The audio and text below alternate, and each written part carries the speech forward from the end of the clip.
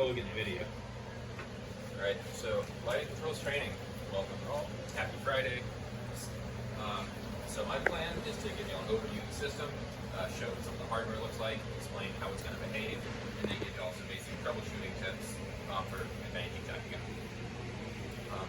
So starting with hardware, I want to point out the occupancy sensors. They all look like that. They're on the ceiling.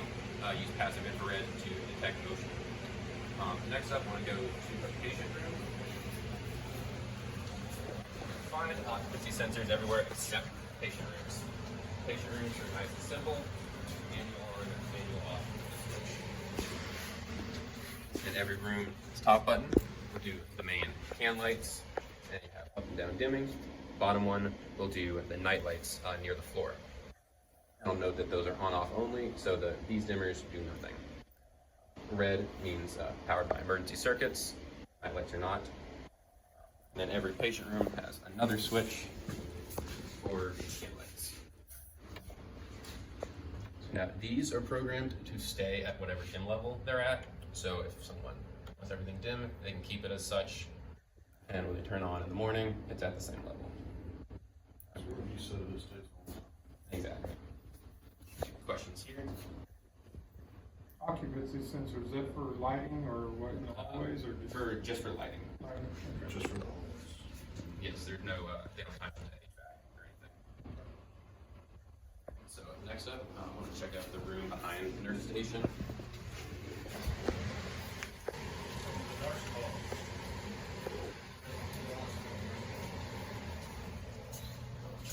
These two are out of my domain.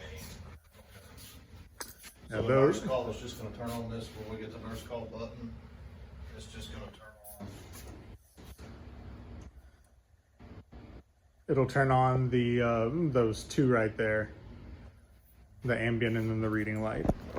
And those are outside of the inline system.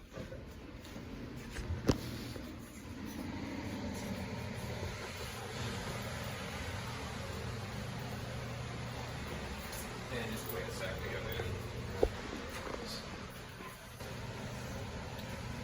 So everything that's not a patient room has those occupancy sensors, always behaves the same way. So automatic on, you walk in, lights turn on. Then they turn off after 20 minutes of vacancy. As long as someone's in here, they'll stay on. They will dim down about 2 minutes before going off, so you'll have a bit of a warning. Shut off on you. I'll also point out some rooms, like the offices, will have controlled receptacles. They'll say controlled on them, and those will go dead when the lights turn off. When the room times out, rather. Offices will? Yes. Offices, the speech room, dining room has a couple. So whenever the room's vacant, those will turn off. We're gonna have to make sure no equipment or anything important is hooked into any of those. Don't plug the computers with those. And I'll note that turning off the lights manually doesn't kill them. It's only when the room is vacant that they turn off. Next up, I want to cover the switch, nurse station. Paint is wet over here. So there's two of these 4-pole switches, one here and one at the other station. Both set up the same way. So 4 zones are zone 1 is the nurse station overhead. Zone 2 is the attendants. Then 3 is the hallway, but not the emergency lights. And then 4, the red one, handles just the emergencies. So we pick a zone on and off, just basically by the zone. Yes, so whenever you select whichever ones you want, you can do multiple. So if I have 3 and 4 activated, then on and off will apply to both of those zones. So one nice thing about that is if a nurse wants to adjust something, they're not one button away from turning off the hallway. You have to select it and then change it. So hallway lights and nurse station are programmed to come on at full bright whenever they're occupied, so 100%. And then after that 20 minutes, they dim down to 20% and hold back. So even overnight, the lights never turn all the way off. Is there a way to change the time? Yes, and I'll cover that later on the programming side. But so I just followed the instructions on the lighting control plan. All the other rooms, so like the meds room, laundry rooms, all other small spaces, they're all to turn on 50%. Big bedrooms have to be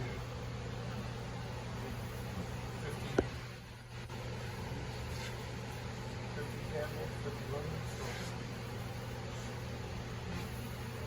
Can you meet that?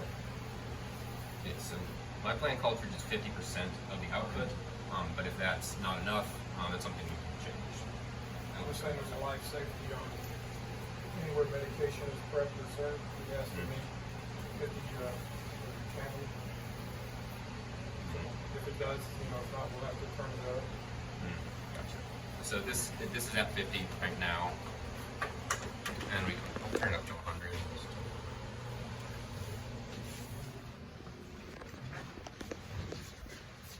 So there's 50, 100.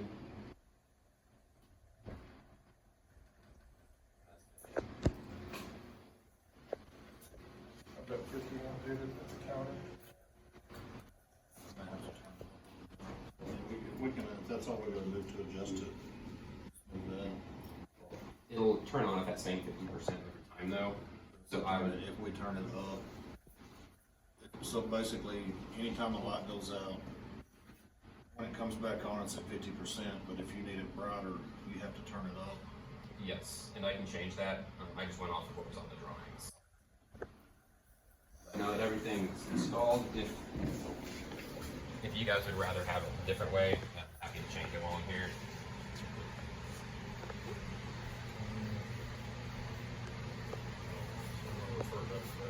Yeah, it's just life safety requires anywhere nurses make notes, writing, and anywhere medication is prepped, it has to be at a certain level.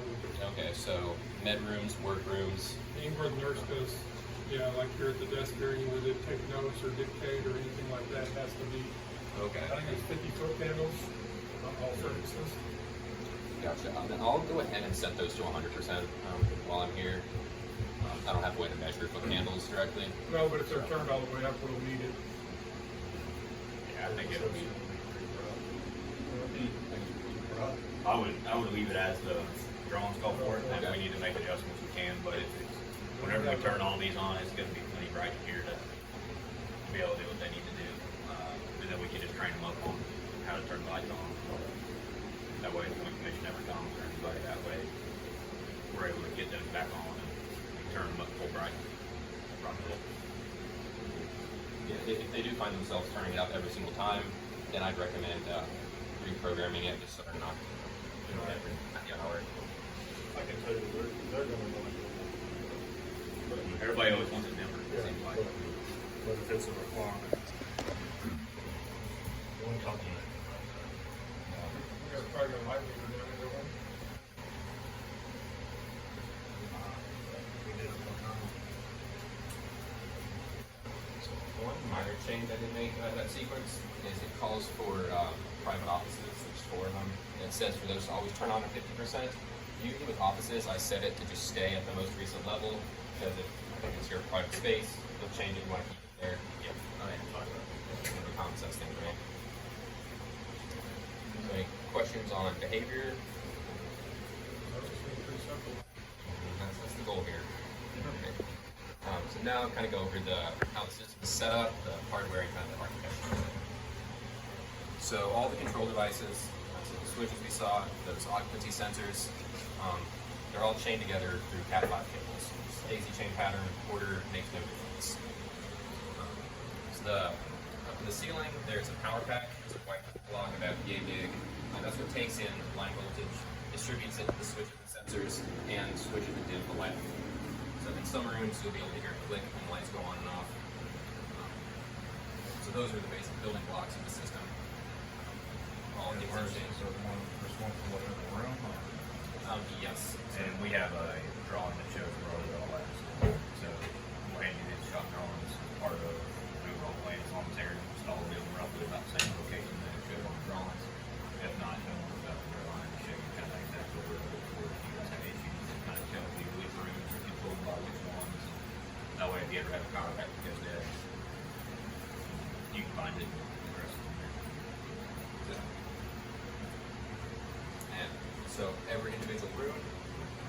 setup, you'll have a sensor, maybe multiple power pack or two for however many zones, and then the switches.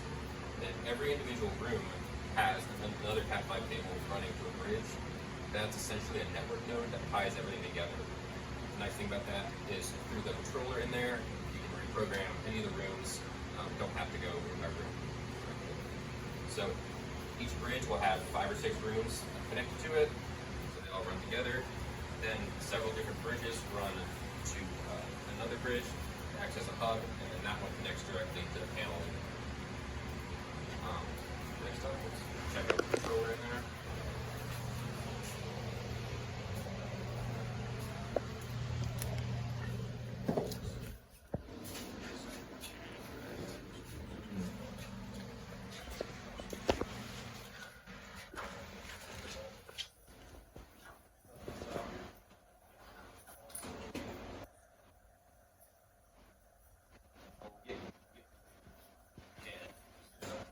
Now, I know the control panel is obsolete, but you know, a lot of them parts are now most. We gotta close the door. Don't break it. I'm gonna get the back so you guys can all. Alright, so here you have the Eclipse panel, main brain of the system. So this cable here runs to that bridge hub I mentioned, and from there it goes up to the other bridges and then to all the individual rooms. Now, this touchscreen here is pretty handy for troubleshooting. Tap it, it just gives you a health status. It says how many online, offline, and error devices. What you want to see is 0 offline. So if anything is not working, first step is to come here, tap on this. If you see 4 offline, then there's your problem. You can look into it, figure out exactly which devices it is, and then kind of narrow down your troubleshooting from there. Next, I want to show off programming software. You're gonna put your phone number in or something? There is a tech support number on the cover. So, just say, in the short term, you reach out to me with any issues, but years down the road, call tech support. No worries.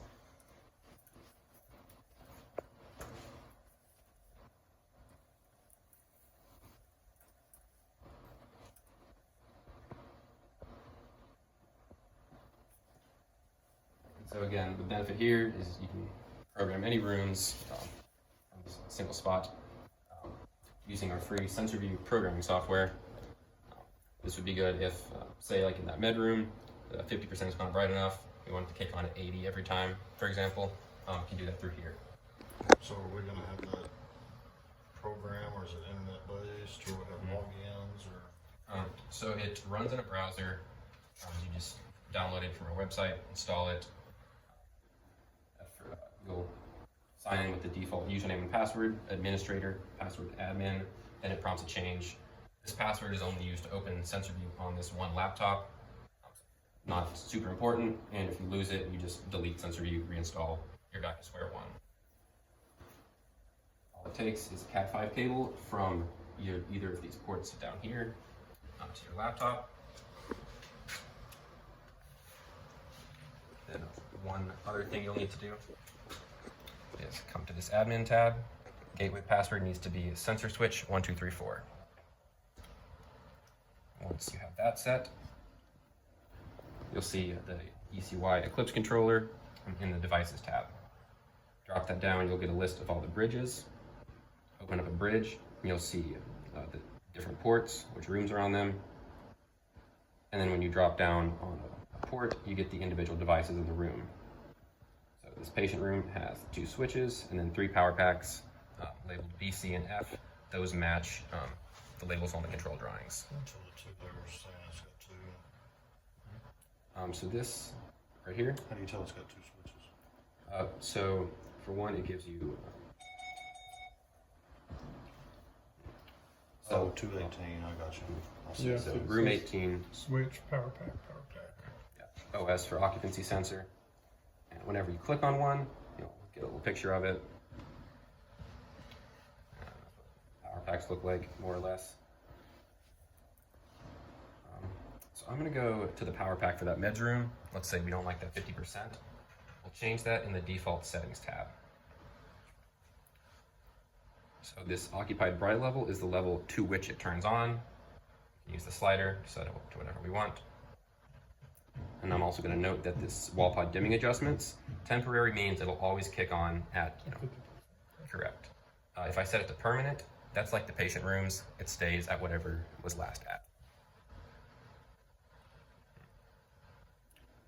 Once you've changed that, you'll click Save Defaults, Apply Now, and from then it'll always turn on at that 50%. Another thing we might want to change is the timeout. So on the occupancy sensor, this 20-minute setting, that's how long it takes for lights to turn off. You can increase it up to 2 hours or down to 15 seconds. And again, Save Defaults, Apply Now. And along with that, on the power pack, there's a setting for idle time until dim. That's what gives you that warning before lights go out. So I would adjust that one as well. Make it just a little bit shorter than that occupancy time delay.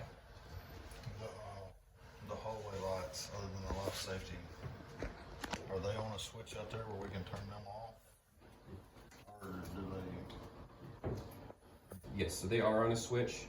There's 2 hallway switches at the nurse stations, and then there's one other one kind of in the. I know a lot of time at nights around here they turn one section of the lights, the lights off, so it's not as bright for the patients.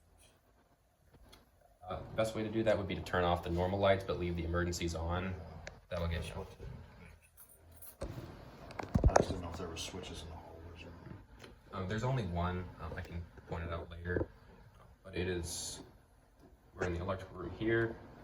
That switch is in this little alcove here. That controls just the normal lights here. The emergency lights in this section are on the nurse station switch. Any questions so far? Yeah, I got a million of them. Oh, I got time. Yes, it's 300 something pages. So, yeah, Acuity has some good resources online. And tech It support's looks pretty pretty helpful. straightforward, so I mean, We'll it's figure pretty. it out. We just gotta make sure that we're able to, everybody's able to log into that. So the Eclipse can also be tied into like a server rack for the building. I see some facilities use that. You run a Cat5 from here, to the server, and then that basically gives you more monitoring capability and lets you make changes without coming in here. But not necessary at all. Just an extra function.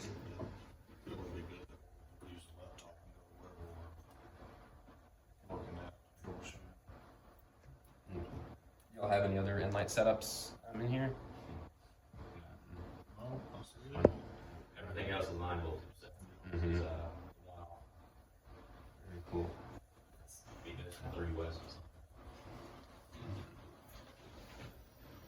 So that's really the basics of the system. Any other questions? Anything come to mind?